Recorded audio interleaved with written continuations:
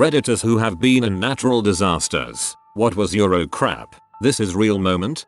I rode through Hurricane Rita when I was like 10ish. Beaumont, Texas. I told my dad that I wanted to see what gale force winds were like. Being 10, I fell asleep before the fun started. My father woke me up and told me to go look outside. I watched it destroy the fricking fence. 10-year-old me thought that was real as frick. I then spent the next week repairing said fence with the dad. 2 weeks without power and learning how to put things back together. All in all, the house was fine. Just light damage. Was an excellent experience overall. I was visiting my cousin in LA, and while I was sleeping, I was woken by an earthquake and I sat right up. The whole room shook for like 15 seconds, which was a surreal experience. After it was over, I took a bit to calm myself and got out of bed to check on my cousin. He was still lying in bed and mumbled to me that it was nothing and told me to go back to sleep. Frick, I instantly felt like a pea. Massive hailstorm hit West Texas when we lived there. Baseball-sized hail showed no mercy on our brand new Honda Civic. It was totaled. I think I'm in labor. My wife gave me that news while Hurricane Gloria was whipping the heck out of Long Island. Fortunately, it was a long labor, because we couldn't leave for the hospital till the storm calmed down. The worst of it was when they returned home, because we didn't have power for the first 2 weeks of our first child's life. My mom told my dad, I think I'm in labor during this absolutely massive blizzard, a storm of the century. So he drove 2 hours through the snow to the hospital, only to get there and find out it was a false alarm. The next day, same thing happened, only I was actually born that time.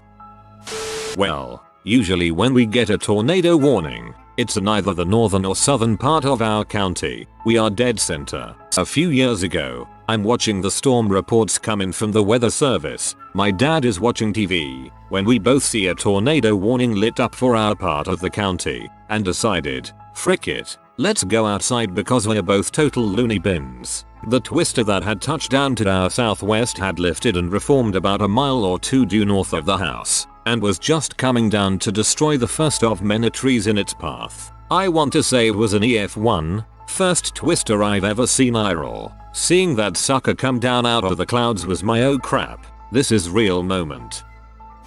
Hurricane Sandy for me. I have so many stories to tell. That entire month felt like living in a recently occupied war zone, and I was on Long Island, which, for youths that don't know, is not only a coastal region, but a coastal region completely surrounded by water, the Atlantic to boot, and barely above sea level. You can imagine the results. It was a heck of a time. I knew it was horrible. I thought repeatedly the whole time that it was a load of complete crap, and lucky crap, you know, the worst kind. But what really got me was when I was sleeping on the cement floor in my basement. The rest of the house was cold as ice, and I turned on a battery-powered radio for some noise. Every station was playing little infomercials about donations and relief efforts, about Sandy, inspirational speeches with government officials, about Sandy, heartfelt stories, interviews with survivors, the artificial voices of celebrities calling for the listener to have a soul and help. All of this, usually accompanied by sad music. Home by Philip Phillips is one I remember vividly, and at that moment, in the second week living in a leaking, powerless, heatless, hole-riddled house, on a ripped-up street littered by fallen wires and tress, I understood that the rest of the country and a bit more actually pitied us. I'd never been pitied before. It felt bizarre, so I turned the radio off. Been in a few hurricanes and 2 tornadoes. First tornado, didn't know any better. Was playing Monopoly with family at my grandma's in an all-glass room. We didn't notice until it was about over. The house behind us were all wrecked. We got really lucky. Second tornado, was driving to the Talladega Spring Racing College on spring break. The weather was really crappy. I didn't know how crappy until we stopped at Waffle House and they had a TV going telling everyone to stay off the roads. Pre-hurricane, it is almost always the same. Everyone is going everywhere. Getting gas, believe me, you want a full tank. Supplies, raiding groceries for food and booze, cleaning out pot dealers, and so forth. All this is happening on a clear sky hot day with a nice stiff wind that is welcome in the heat. During the storm, unless you are in the crap, it is pretty manageable. The problem is outside of the people getting the direct hit. You don't know where the crap is going to be. I'll use Isaac for example. I was in Baton Rouge and it was nothing. 40 miles south and it was heck. Same with Katrina. Baton Rouge didn't get it that bad. After the storm, you are drunk. No AC, it is miserably hot, and you are helping neighbors clear stuff off of the road. It is worth getting out of town just to avoid this. The nights are miserable. Hurricane Sandy. Leaving work that Friday, I worked downtown NYC, thinking, this is being blown out of proportion. Came home. Jim Cantor was reporting from Battery Park aka downtown NYC. As they say, if you see Cantor in your area, GTFO ASAP. There are loads of stories about 9/11, but my oh crap moment was seeing fighter jets scrambling overhead. The song This Is Not America came to mind. AI in New Orleans when we see Jim Cantor we run. Everybody here jokes about how much we hate him BC when he shows up. Our houses disappear lol. I was mad because mom wouldn't let me leave to go to Whataburger because there was a small branch breaker tornado on the ground. I was standing on the corner of our block watching it when it ripped the roof off of the car wash, which was right next door to Whataburger. I went inside and listened to my mom now.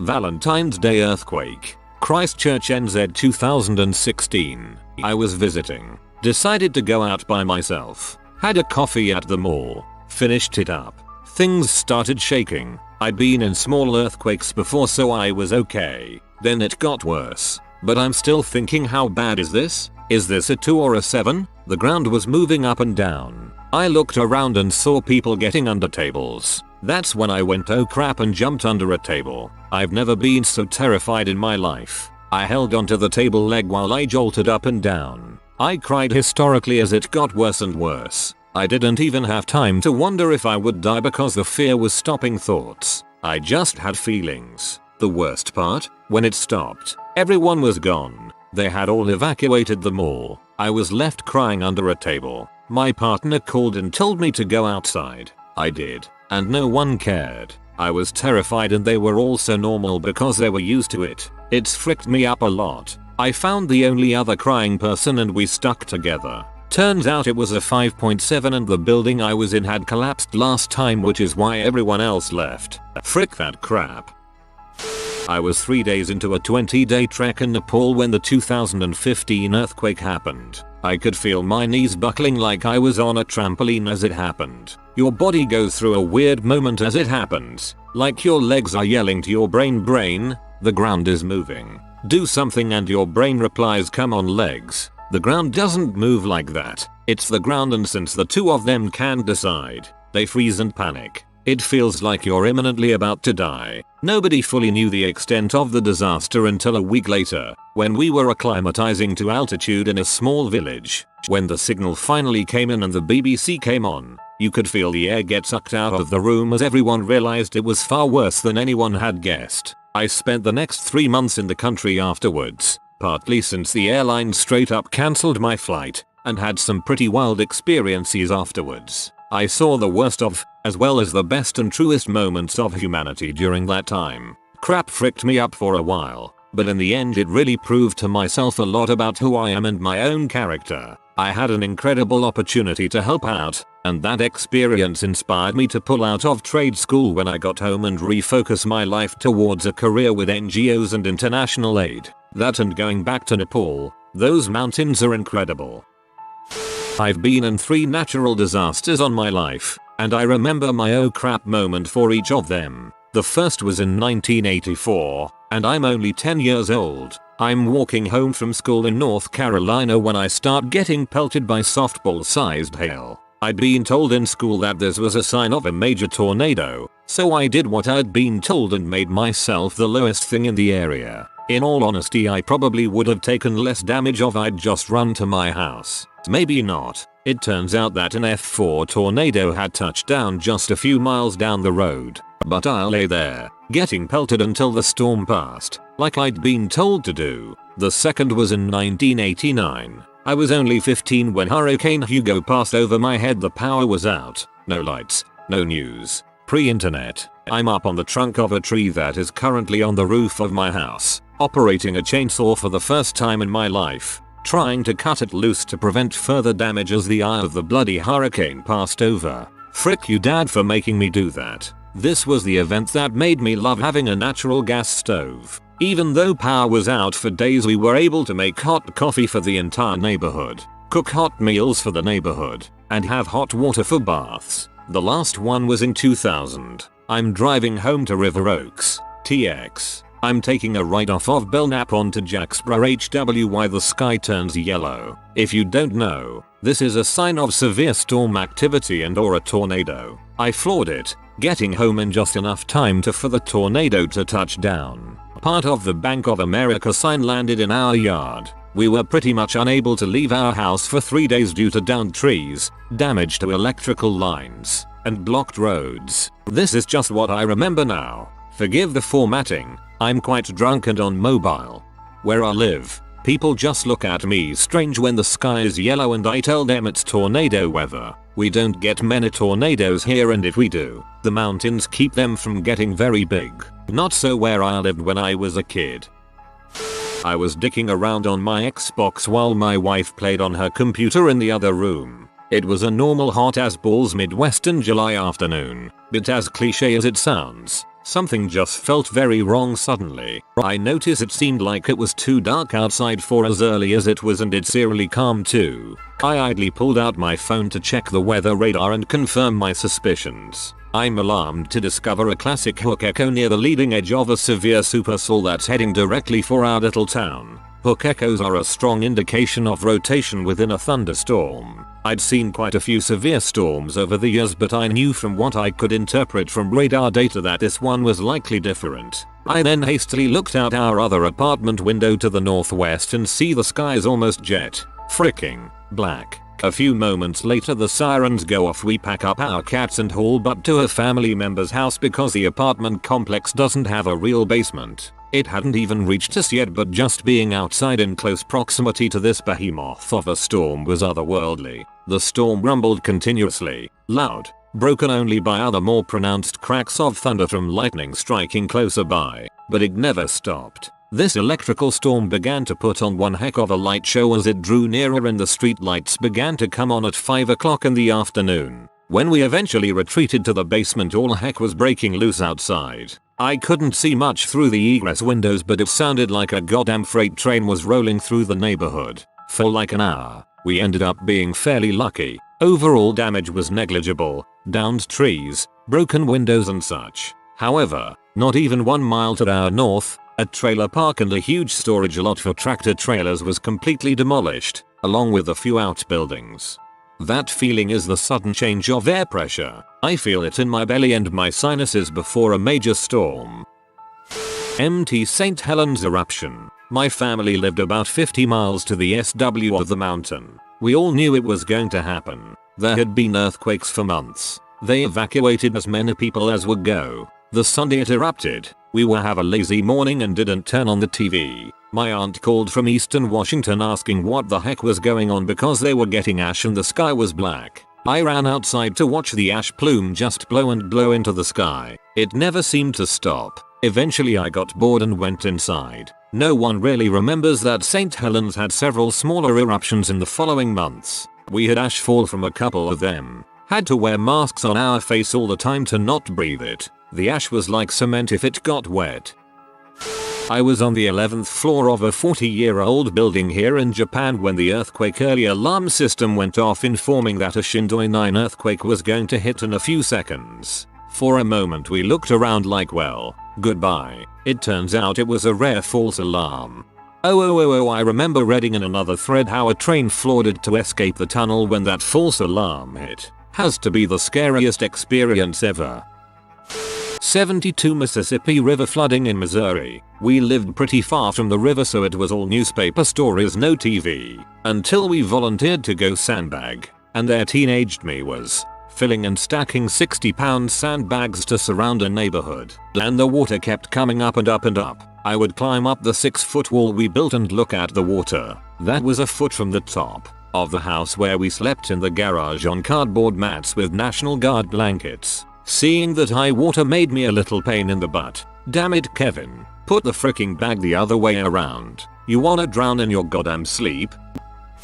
During Hurricane Sandy, I decided to drink a crap ton of Jack Daniels, as is tradition, then go outside to see just how bad the storm was. I got about 300 feet from the entrance of my apartment and realized that I was surrounded by 3-foot thick 100-plus-year-old oak trees. That was my oh crap moment. Oh crap, one of these trees or gigantic branches could fall on me. That and when Manhattan and all of North New Jersey went pitch black. Made the objectively foolish decision to ride out Hurricane Matthew last October 2016 in Savannah, GA. The area was under a mandatory evacuation order and the city was empty, but the oh crap moment was when we flipped on the news in our little bunker and watched Obama address our part of the country and appealed for us to evacuate. We were ultimately pretty lucky, but we definitely had that we might have just fricked up moment.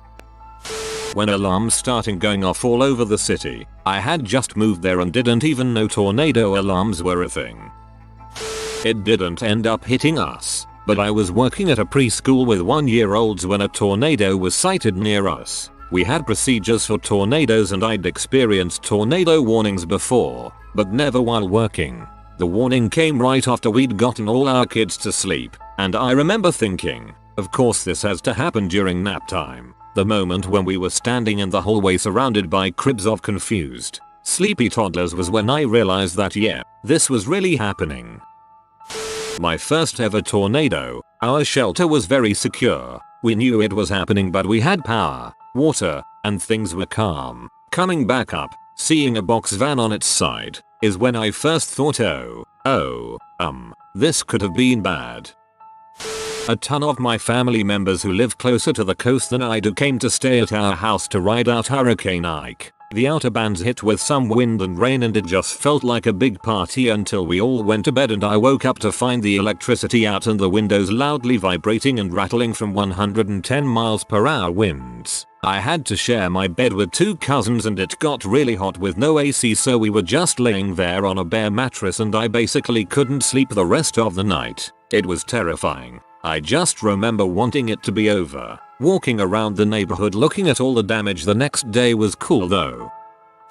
The Loma Prieta quake in Santa Cruz. I wasn't old enough to remember, but my parents describe watching the road we lived on crack completely down the center line for miles. Our house was an old Victorian and it stood solid through the shaking while we watched giant clouds of dust fly off the mountains from the shaking. Pictures of those dust clouds are so intense to see. It's like a giant animal shaking itself off after a dusty day. Now I live in a house 30 yards from the San Andreas fault line. Not my smartest house purchase.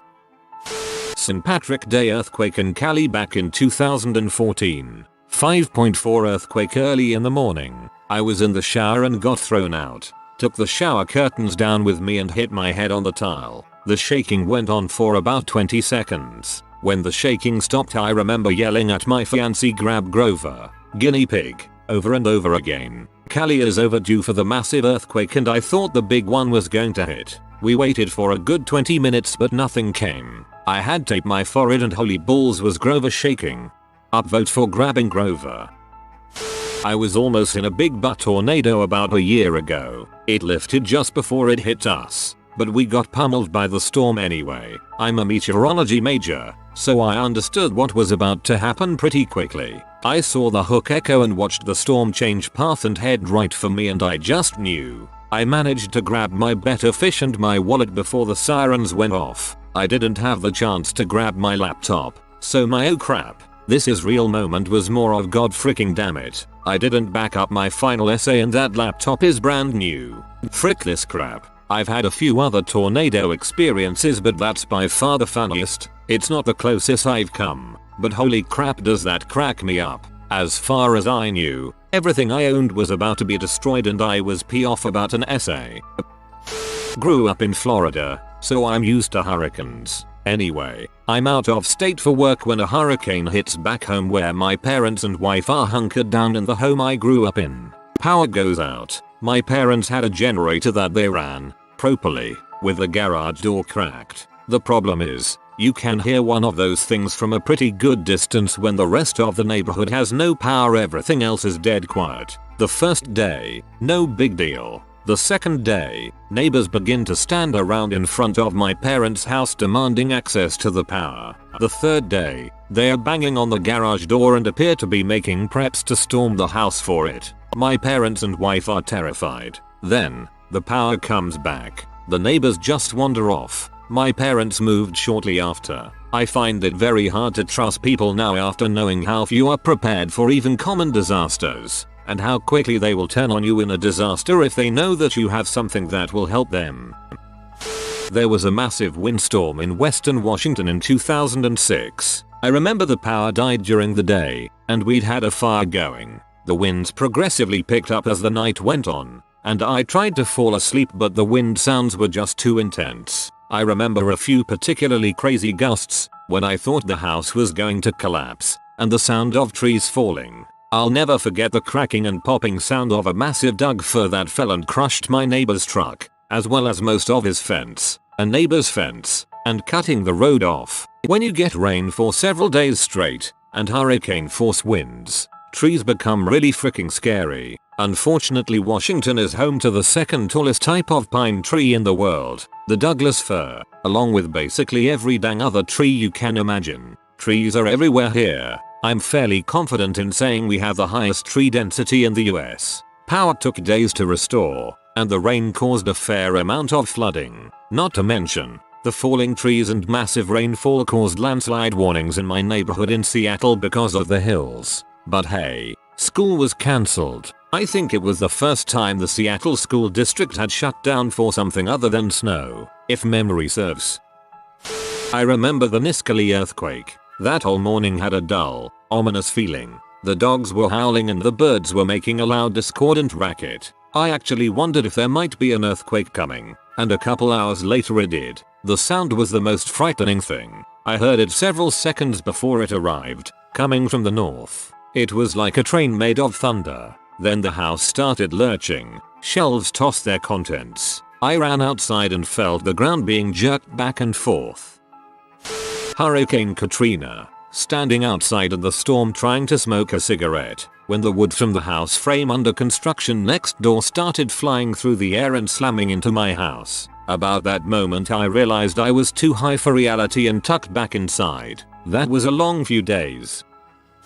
Boxing Day Tsunami. I was on a beach on Koh Lanta, Thailand, with my family. The oh crap moment came when we realized that all the water that had receded since we got to the beach after breakfast now was coming back in, and fast. We didn't get very far up the hotel grounds before it came over us. I have a pretty scary memory picture of the first wave hitting the low brick wall separating the beach from the hotel grounds. The water shot straight up from hitting that, and there I was like 10 feet away looking at what felt like a wall of water 35 feet high. Seconds later it came over me, slammed me into a wall that caused me to black out for a few seconds, and when I woke up I was pretty much body surfing the wave down one of the hotel ground trails, scraping my upper body pretty badly. The scars are still clearly visible. I have never been more frightened than when I gained control again and stood up only to realize I didn't see a single human being anywhere close to me. Not my family nor anyone else. The relief when I could hear my mother screaming my name was immense. Only one of us, we were 5, my family and my brother's GF, got badly hurt when a glass door from the bungalow she was taking cover behind cut her legs pretty badly. She was close to losing it at one point due to a very sloppy first surgery at a local hospital. It was total and utter chaos there at this point, but they managed to fix it when she got to Bangkok. I was working in a mall when a tornado hit. We don't usually get tornadoes in New Zealand, so none of us had a clue what was happening other than bits of roof were being torn right off. Stuff started flying around and beams were falling down. It was scary and strange because there were no windows in this store, so none of us even knew there was a storm. It wasn't until we were evacuated outside that we saw the tornado. Walking through knee-deep water while it's pouring down rain and hurricane force winds. Realizing that it only gets deeper towards the cafeteria and realizing that I won't be eating anything. So I was stuck in a dorm with no power, no food, and it was only getting worse. If you are new to the channel, you can subscribe. I publish new videos every day. Until then, check another video.